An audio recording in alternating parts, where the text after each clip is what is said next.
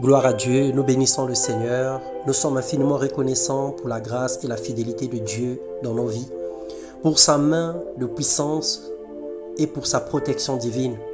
Lui qui nous épargne des accidents, des incidents, lui qui combat pour nous les combats visibles et invisibles, nous lui rendons toute la gloire. Je te salue mon frère, je te salue ma sœur, dans le nom de Jésus.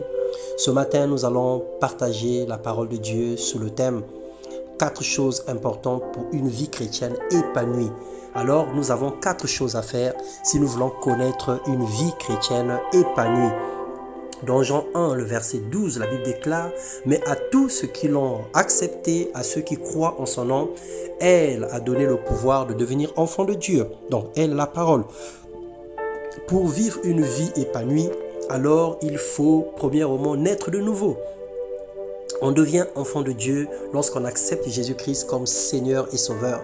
Et c'est un réel avantage car les promesses sont pour les enfants et non pas pour les étrangers, pour les chiens, dit la parole de Dieu.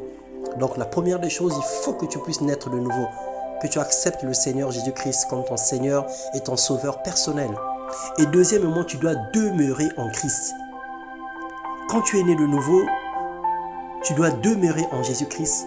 En restant dans sa présence, c'est là à ses pieds que tu apprendras sa volonté. C'est là qu'il t'enseignera ses voies et c'est là qu'il va te combler de sa paix. Selon Jean 15, verset 7. Si vous demeurez en moi et que mes paroles demeurent en vous, vous demanderez ce que vous voudrez et cela vous sera accordé. Et la troisième des choses, nous devons pardonner et demander pardon aux autres. C'est l'une des conditions importantes qui nous maintient dans la grâce et nous fait prospérer. Nous étions perdus, chacun suivait sa propre voie. Christ nous a rachetés, il nous a pardonnés, il nous a changés et il nous demande de ne point se venger, de toujours pardonner aux autres leurs fautes, d'être humble pour toujours, se repentir de ses erreurs et changer de direction. Dans Matthieu 6, le verset 14 et 15, la Bible déclare que si vous pardonnez aux hommes leurs fautes, votre Père Céleste vous pardonnera aussi. Et si vous ne pardonnez pas aux hommes leurs, votre Père ne vous pardonnera pas non plus. Donc il y a une réciprocité. Autant que tu pardonnes, autant que le Seigneur te pardonnera. Et quatrième des choses, nous devons rechercher la plénitude du Saint-Esprit. Pour se maintenir dans la vie nouvelle, nous avons besoin du Saint-Esprit. Car sans lui, nous ne pouvons rien faire. Lui seul nous comble et nous remplit de sa puissance. Lui seul qui nous enseigne toutes choses. Lui seul qui nous conduit dans la vérité. Lui seul qui éclaire nos vies. Et lui seul qui nous met en relation avec le Père.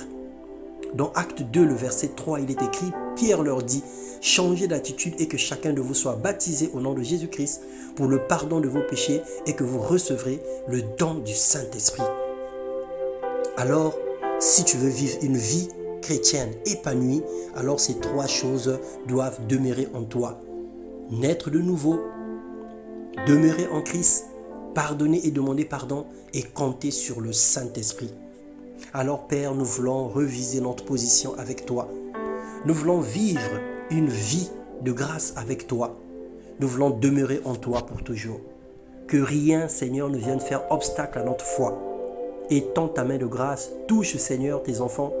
Touche, Éternel des armées, Seigneur, tes fils et tes filles ce jour, afin que nous puissions marcher dans ces 4 choses pour connaître une vie chrétienne épanouie et qu'au dernier jour, que nous ne puissions pas t'accuser parce qu'il arrive souvent que nous t'accusons et nous disons que si tu es Dieu, pourquoi tu n'agis pas? Alors que nous oublions que nous sommes nous-mêmes responsables de certaines choses qui nous arrivent. Alors donne-nous la grâce, donne-nous la capacité d'honorer à ta parole et de marcher selon celle-ci dans le nom puissant de Jésus. Amen.